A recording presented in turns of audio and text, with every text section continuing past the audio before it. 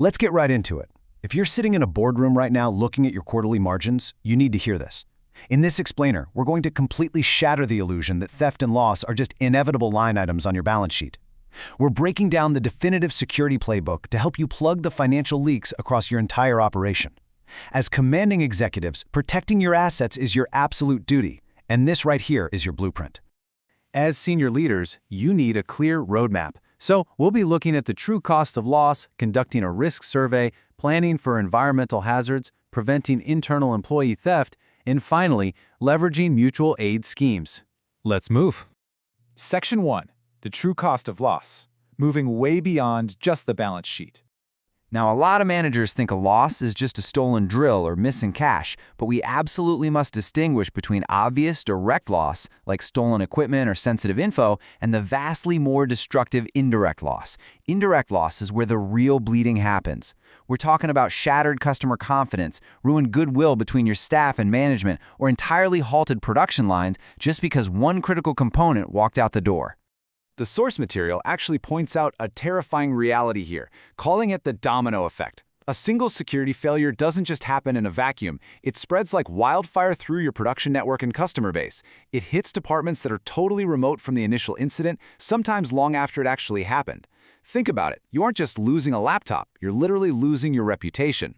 Section 2. Conducting the risk survey. This is your battlefield assessment. You absolutely have to conduct a thorough company-wide risk survey because, well, you can't protect what you haven't evaluated, right? You need to zero in on specific high-risk zones.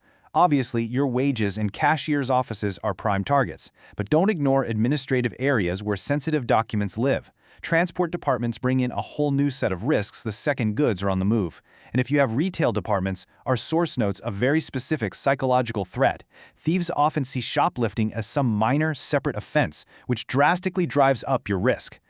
Here's the brilliant part. You don't just offensively look for weak spots. You go on the offensive and weaponize what the source calls your positive departments. Make risk prevention part of their everyday job. Your personnel team, they need to rigorously vet staff to stop risks at the front door. Accountancy should be hunting for early discrepancies. Credit control can spot customer fraud miles away. And work services are critical for constantly checking the physical security of your buildings. Security isn't just one department's problem. It's a unified corporate mandate. But this is where your executive leadership is really tested.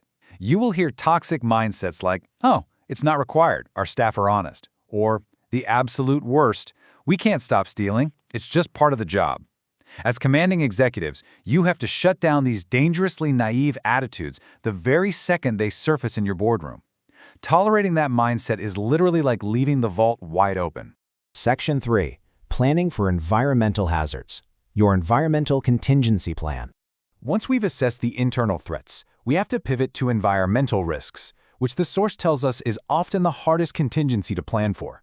Before you even worry about the hurricane, the flood, or the earthquake, you must answer this absolutely critical question about secondary damage. Usually, it's not the initial storm that ruins you. It's the fire that breaks out afterward, or the flooding from a broken main, or ruptured gas leaks. Ask yourself, are you truly prepared for the aftermath? Let's make this actionable.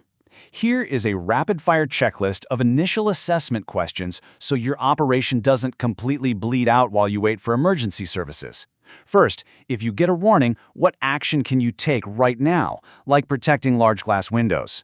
Can you arrange for immediate first aid repairs? Do you have internal labor ready to go for remedial work? And here's a big one. If you are saving goods, do you actually have a secure, designated space to store them? Continuing with that checklist, let's look at keeping things running. Can you shut down just one section of your premises without halting everything? When the walls are literally breached, do you have the security staff to protect your highly vulnerable goods from opportunists? You cannot leave this to chance. Executive mandates require a designated damage control center, a specific coordinator, and prepared call systems to alert key personnel to shut off power or fuel lines immediately. Section 4. Preventing internal employee theft, which is all about human fortification. Let's address the most volatile variable in your entire company, the human element. The contrast here is night and day. A clearly defined policy actually militates against employee theft. It keeps the chance of detection high, which, surprisingly, fosters much better staff relationships because the boundaries are crystal clear. On the flip side, a lax organization practically begs people to steal. It creates an environment where access is way too easy, supervision is non-existent, and employees justify it by thinking, hey, the company can afford it. So how do we fix this? Through your supervisors. For your short-staff training sessions, you have to hammer home these absolute mandates, the crucial don'ts. Don't let stealing start, because once people see the system as lax, everybody takes advantage. Don't let broken packages go unnoticed, ever. Keep small, attractive items firmly locked up. And listen to this, don't ever encourage borrowing tools or issuing consumable items without a physical signature. Making things hard to get forces accountability. And finally, never hesitate to ask questions if you see suspicious behavior. But remember, supervisors take their cues straight from the top. It is your job as senior management to ruthlessly eliminate your own policy weaknesses. You cannot fail to start an inquiry early or fail to investigate every single aspect of a discrepancy. Demand that staff references are actually checked. Stop relying on managers doing security on a part-time basis. It is a full-time, highly specialized job. Above all, you must have a crystal clear company policy on dismissal for dishonesty. Ambiguity breeds theft for sure. Section 5. Leveraging mutual aid schemes to build an external alliance. Finally, let's look at how smart executives build an impenetrable localized network. If you're in an industrial estate, you've got to use mutual aid schemes for site protection. Take the Mutual Aid Patrol Circle, for instance. It's brilliant in its simplicity. Unit A's patrol officer contacts Unit B at a set time. Unit B calls C, and so on, until the circle comes right back to A. If a unit doesn't respond, you pause for 10 minutes, then call again. Still no response? A prearranged investigative action is triggered instantly. This guarantees a localized alarm goes off if an officer is attacked or falls ill. Now, if you are in the retail sector, this adapts into a highly covert reporting system, often called a stopwatch network. This is a secret system used to track active shoplifters or fraudsters moving from shop to shop. Shop A spots the criminal, immediately alerts Shop B on a specific list, who then warns Shop C. To work, this requires a very strong local police liaison, and absolute secrecy about how the scheme operates is completely non-negotiable.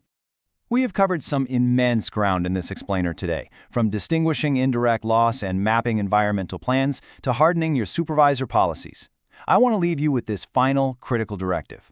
Go back to your boardrooms today, look your management teams in the eye, and ask yourselves, is our corporate perimeter truly secure, or are our lax policies quietly fueling a massive domino effect of internal and external loss?